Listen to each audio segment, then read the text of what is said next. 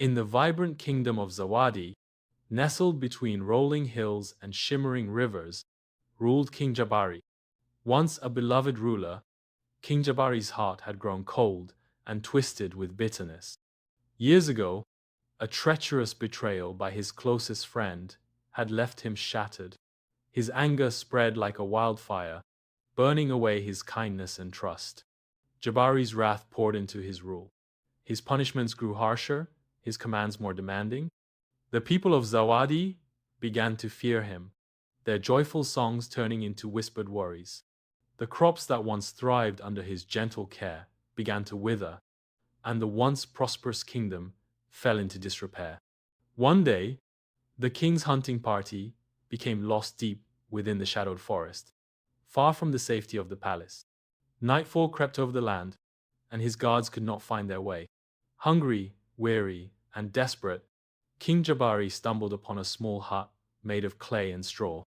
It belonged to Nyasha, a young, impoverished girl who lived alone after losing her parents to illness.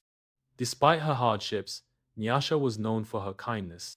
Her smile shone like the sun, even in the darkest of times. Seeing the king's ragged state, Nyasha welcomed him into her humble home.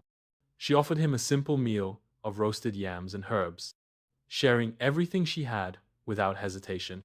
"Why do you offer me kindness when I have nothing to give in return?" King Jabari asked, his voice rough with suspicion. Nyasha smiled softly. "Kindness is not a coin to be exchanged, but a light to be shared." Intrigued and weary, King Jabari stayed with Nyasha for several days. She cared for him with patience and warmth, listening to his frustrations without fear or judgment. Each night, they spoke by the fire, and slowly, the king's bitterness began to melt away. Nyasha's gentle heart showed him the power of forgiveness and compassion. She taught him to see beauty in simplicity, to find joy even in the smallest acts of kindness.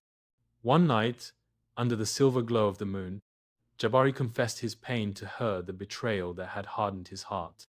"Bitterness is like holding a burning coal," Nyasha said. "It only burns the one who holds it. Let go, and you will heal." King Jabari returned to his palace, a changed man. He called for his people and apologized for his cruelty. With a humble heart, he worked to restore the kingdom's prosperity. His rule became gentle and fair, guided by the kindness Nyasha had shown him. Years later, King Jabari asked Nyasha to join him in the palace, not as a servant, but as his queen. Though Nyasha had little wealth, her kindness was a treasure beyond measure. Under their rule, Zawadi flourished once more, its fields green and bountiful, its people joyful and free. And King Jabari, who had once been consumed by bitterness, learned that true strength lay not in anger, but in love. The end.